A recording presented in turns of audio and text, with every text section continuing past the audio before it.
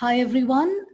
I suppose you have watched the first two videos of list manipulation, so you already know what a list is, the basic features of a list and the list related functions. Today we start programming and we'll be doing some sample programs which may use the list functions or the logic involved in list manipulation. And remember, coding is fun with me, correct? So let's start coding. The first program for the day is write a program to read integers into a list and to find the sum of all odd elements of the list. So let me read elements into the list. I'm making use of the eval function, and I explained to you why I would prefer a eval over the list method. Okay, so input, and I'm asking the user enter the elements of the list. Okay, so I'm asking the user to enter the elements of the list. And remember, when we use the eval function, we will have to input the elements in square brackets and each element separated by the other using a comma. Okay, well, execution of the program, we'll see that. Okay, after I got the elements of the list, what do I have to do? I have to traverse through each and every element of the list. How do I traverse through? We had two methods. One was using for x in and the name of the list variable, or for x in and a range. Here, I would prefer to use the x in the list variable. Reason being, I want to see if the element is odd or even. I don't want to do any manipulation on the list. So I don't need to do the range function. You remember me explaining to you, if you're only going to look at the contents of the list and not do any manipulation, you can use the for x in list variable concept. Okay, so for x in L, okay, that's my list. So now what happens? X gets each element in the list. What do I want to check? If it is odd. So I write if x modulus of 2 equals 1. You could also write x modulus 2 not equal to 0. And what do you want to do with all these elements? Sum it up. Now, where are these elements? X is picking up each and every element in the list. So the element is in X. So sum is equal to sum plus X. And whenever we wrote such a line where sum is equal to sum plus X, do you remember initializing the variable sum to 0? Yes. And that is what I'm doing here. And we are done with it. Now I just need to display the sum. So I say print the sum is, and where is my sum stored? In a variable named as sum. Okay. Okay. And let me just run the program. Okay. It's asking me for the elements. So I write, remember to put the square bracket, I write 1, 3, 5, 9, 12. Okay, that's it. Okay, and I end the list with a square bracket. Now it's told me sum is 18. Can we just verify it? Yes, 1 is odd. So 1 plus 3. So 3 is also odd. So 1 plus 3 is 4. 4 plus 5. 4 plus 5 is nothing but 9, and 9 plus 9 is 18. Is that clear? Only 12 was not added because 12 is a even number. Okay, let's go to the next question. It says write a program to read integers into a list and to display those elements from the list that are prime numbers. Okay, so let me just do the reading part as usual. I will need this everywhere. So let me just copy it from here. Okay. Okay, I'm reading the elements into a list. Now remember, what do I want to do? I want to go through each and every element of the list. Okay, so I write for x in L, fine. After that, what do I want to do? I want to check if these numbers are prime. What did we learn? If a number doesn't have any factors in the for loop chapter, if the number doesn't have any factors, it means it is prime. So I'm going to be keeping track of the factors of the number. So I'm saying initially count is 0 because it may not have any factor. Then what did we do? If you remember, we wrote a loop. So now x is used. So let me just use a loop called y. For y in, okay, we were not looking at the multiplication table of 1 because we said 1 is a factor of every number. We started from 2. Then are we going up till the number? No, we said you will find the factors of, if you're not considering that number, okay, you will find the factors up to half the number. So half the number is, where is the number stored for me now? In x. So I say x integer division 2 plus 1 because I want to go up till what do you say, x integer division 2. And what do? I check if x is divisible by y. Okay, if it's divisible by y, what does it mean that y is a factor of x? And I say count plus count is equal to count plus 1. So what is count keeping track of? Count is keeping track of the number of factors of that number and not including, sorry, excuse me, I put a colon there. Okay, the number of factors of that number and not including 1 and not including the number itself. Okay, so that means what? What do prime numbers have? If you don't look at the number and if you don't look at 1, do prime numbers have any more factors? No. So what are we going to do is I'm going to check if at this location, I'm going to check if count is continuing to remain 0, what does it mean? That x is a prime number. So I say print x. Okay, so let's just run the program. So remember children, this part of the program is just checking whether a number x is prime or not. Now x is not just one number, x is all the numbers in the list. So I had to write an extra loop here which picks up each and every element in the list. Clear? Okay, let me just run the program. It's asking me for the elements. I am saying 4, 7, 12, 19. Okay, so now we know that 7 and 19 are prime numbers. Let's see what it is telling me. Yes, it's displaying 7 and 19. I've not given messages. You could say the prime numbers are and then display 7 and 19. Is that clear? So remember, I've just used the prime number loop as it is, but in that scenario, what were we doing? We were picking up each and every number from the user and checking whether it's prime. Now what are we doing? We're picking up each and every number from the list and checking whether it's prime. Clear? Okay, let's go to the next question. It says write a program to read n names into a list and to display the longest name.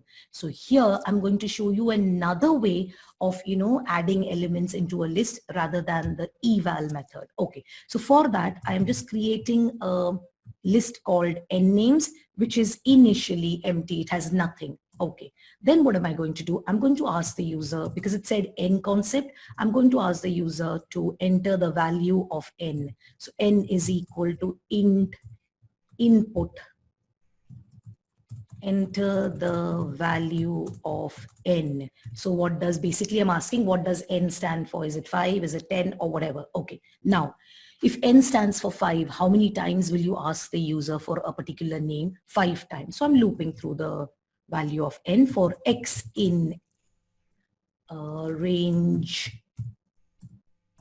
Okay, for x in range n. So if this loop will be executed how many times? If n is 5, it will be executed 5 times. Okay, and what am I going to do 5 times? Ask for a name. So I'm writing a small letter name. Now can you, even if I write names, it's fine because we said it's case sensitive. So the name of my list is capital N names, and the name that I'm going to read from the user is just names. So I ask the user, enter a name.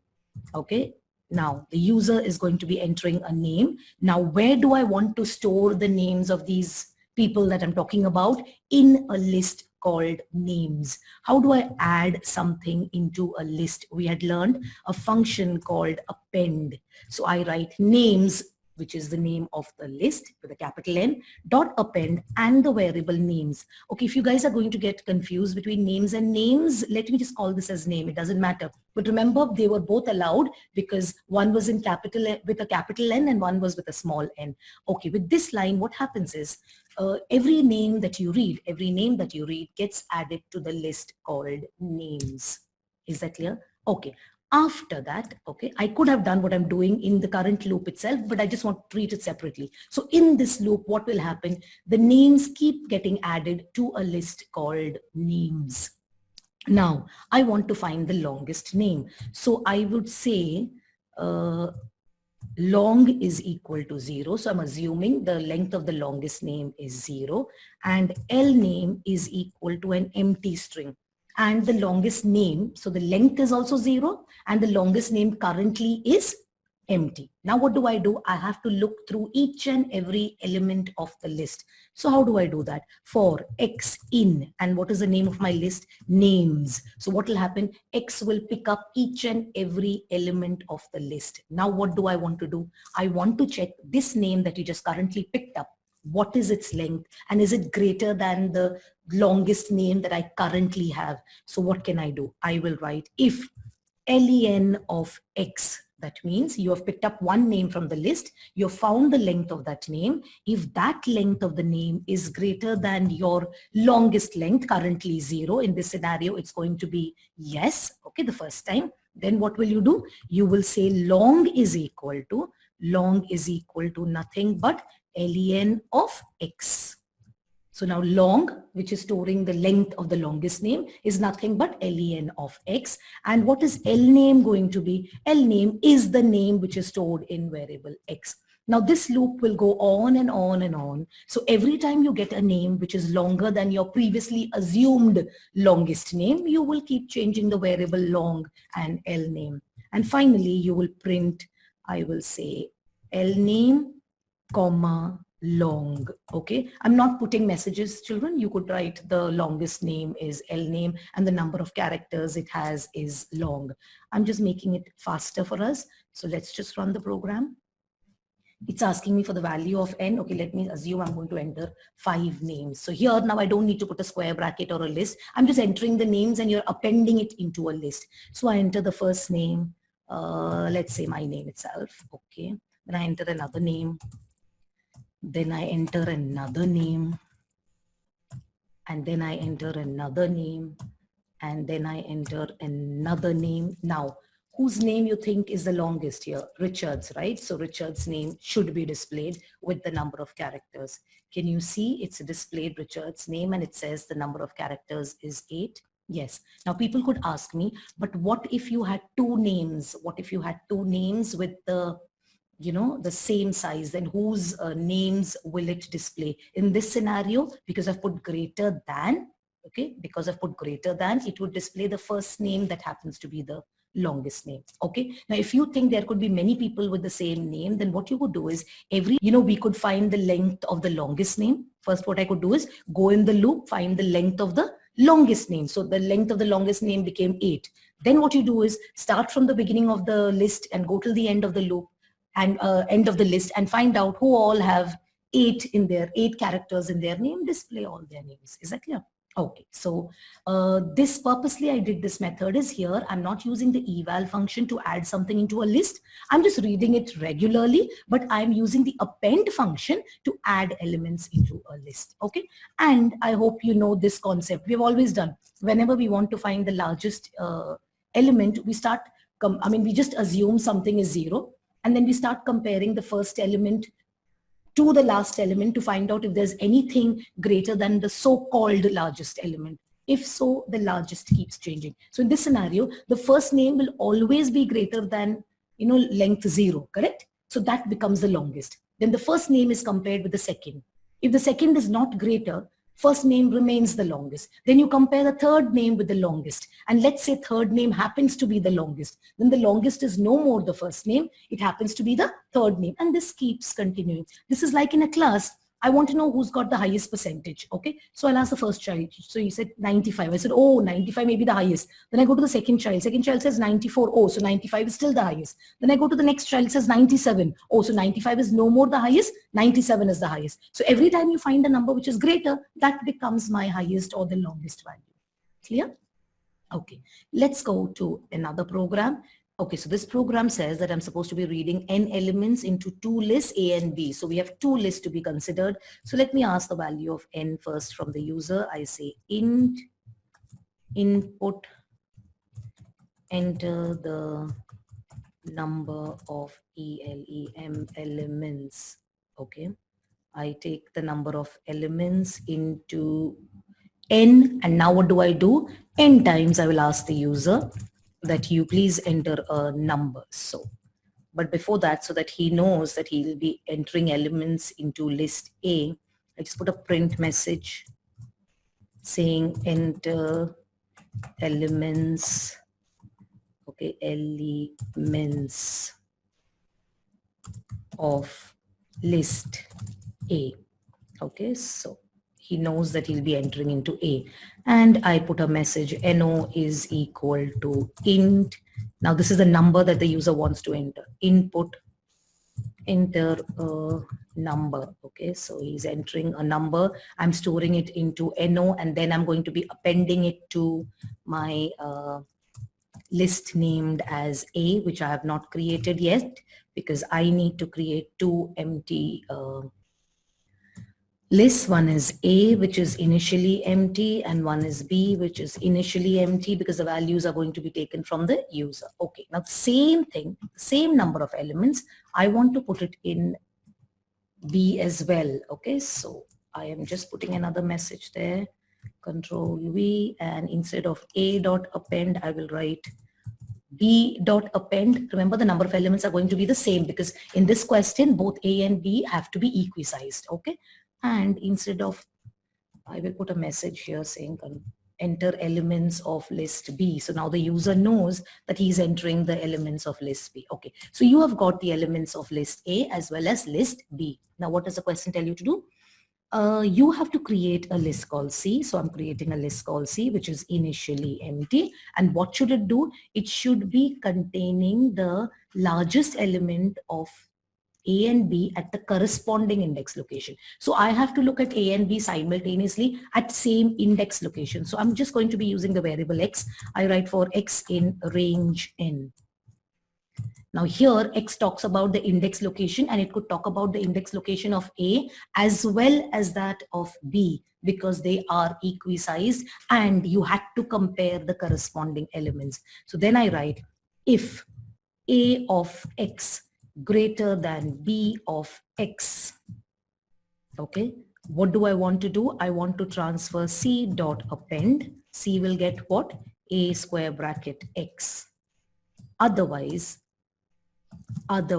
what is C going to get? C is going to get C dot append B square bracket X. So whichever is greater among the both corresponding elements, that's going to be transferred to C. And finally, I say print C.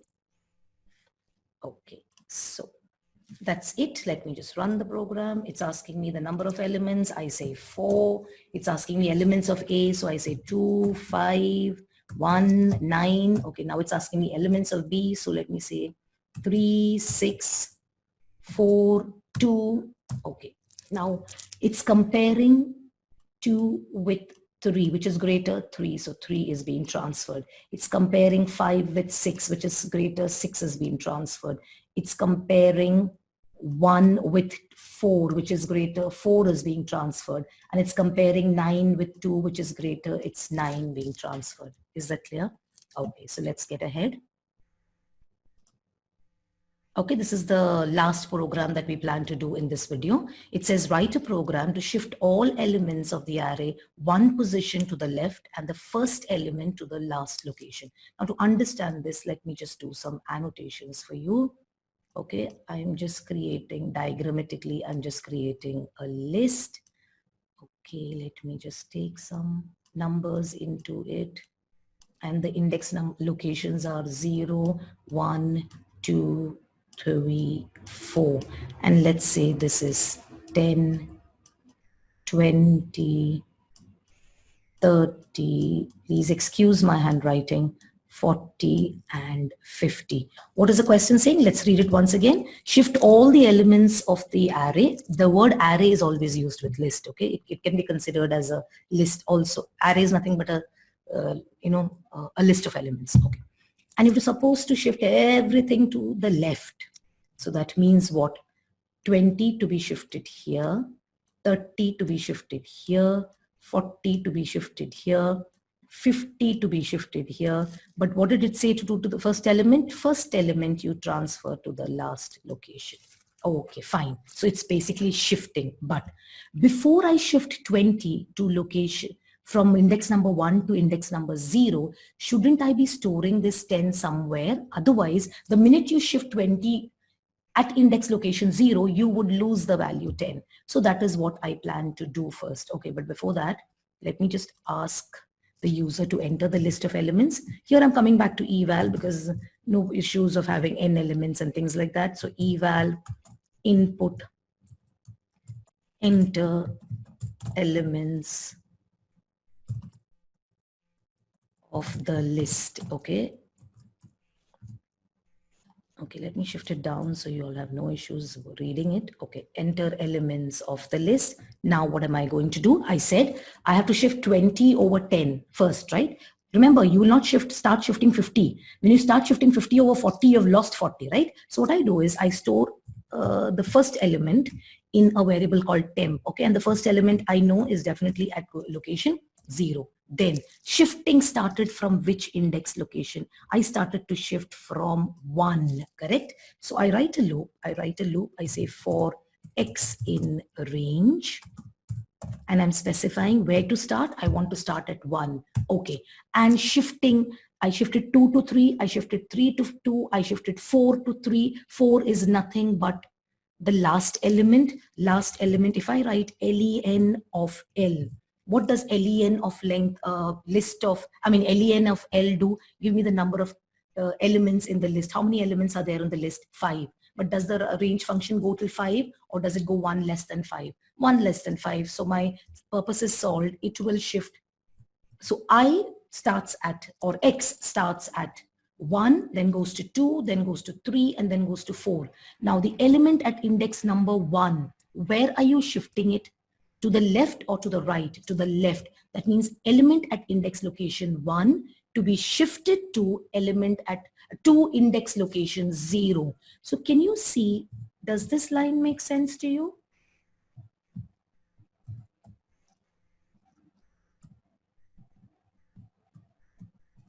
Okay, it should, because remember how the assignment statement is done. What is X's initial value? 1. What is L of 1? Whatever is at L of 1, you're transferring to L of 1 minus 1. What is 1 minus 1? 0. So whatever is at L of 1, now I'll take another color. Whatever is at L of 1, what did you do? You transferred it to L of 0. X goes back to the loop and picks up the next element in the sequence, which is 2. So whatever is at L of X, which is 2, you shift to 1, correct. Then X picks up the next element. Whatever is at 3, you shift to 2. Then you pick up the next element. Whatever is at 3, you pick up, 4, and you push it to 3. And you have done the shifting. But you had to bring the first element to the last location, correct? Now, where is the first element stored? Do you have to do that in a loop or only once after you finish shifting, right? So it's not a part of the loop. Where is the last element going to be? Can I say the last element is going to be at len of L minus 1, correct? Length is 5, 5 minus 1 is 4. Or can I also just use the backward indexing and say L of minus 1? Yes. And what am I supposed to be shifting? The first element. Where did I store the first element? In temp. So I just write temp. So L of minus 1 gets temp. Okay. Now let's just print the value of L. Let me just run the program and show it to you. We'll try entering the same elements. Now it's asking me enter the elements of the list, and it's an eval, okay? So remember to put the square brackets. So I write 10, 20, 30, 40, 50. Okay, after the shifting, what do you expect to see in the list? 20, 30, 40, 50, 10. Okay, let's see whether our logic is correct. Yes, 20, 30, 40, 50, 10. Is that clear? So I hope, you can start programming and make use of the list concept and do many more programs. You could, practice some more questions, which I have mentioned. You can go to the practice questions and do some more questions. So you are going to be familiar with it. And remember one thing, a list question in the board examination, yes, at least 1 or 2 list questions you would definitely see in the board paper as well. So even if you're talking about class 11 portion, this topic will be required for class 12 board exam. Clear? So I hope everything is clear and you're thorough with the list, and you know how the list is being manipulated, and you can see the list is being manipulated, which we couldn't do in a string because list is mutable. You can change the contents of the list. Is that clear? Okay, bye. See you in the next video.